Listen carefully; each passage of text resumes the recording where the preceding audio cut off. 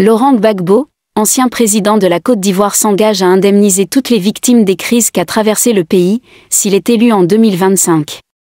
Cette promesse, relayée par son épouse Nadi Bamba, a de quoi susciter le débat.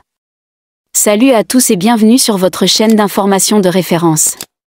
Aujourd'hui nous allons vous plonger du côté de la Côte d'Ivoire où l'ancien président ivoirien Laurent Gbagbo a annoncé son engagement à indemniser toutes les victimes des crises que la Côte d'Ivoire a traversées, si élu en 2025. Alors que le pays tente de panser ses blessures, Gbagbo assure que son plan ne fera aucune distinction politique ou religieuse, une démarche qui semble vouloir ouvrir la voie à une réconciliation nationale. Cependant, certains se demandent si cet engagement ne cache pas des ambitions politiques pour rassembler un électorat divisé. Lors d'une rencontre avec des militantes du Parti des peuples africains Côte d'Ivoire, PPACI, Nadi Bamba a transmis les engagements de son mari. Laurent Gbagbo se dit prêt à indemniser toutes les victimes, y compris celles des violences liées à la guerre civile, qu'elles soient pro-Gbagbo ou pro-Ouattara. Si cette proposition semble séduisante sur le papier, elle pose la question de sa faisabilité. De plus, Gbagbo affirme vouloir créer un espace de dialogue pour que les souffrances de chacun puissent être entendues.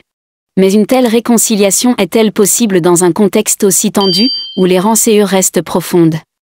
Ce projet de réconciliation fait partie des 10 engagements de Gbagbo pour l'élection présidentielle de 2025. Toutefois, certains analystes estiment que cette promesse est avant tout une stratégie pour reconquérir le pouvoir et obtenir un soutien populaire massif. En tournée dans les communes d'Abidjan, Nadi Bamba multiplie les rencontres pour promouvoir ses initiatives et faire de Laurent Gbagbo le candidat incontournable du PPACI.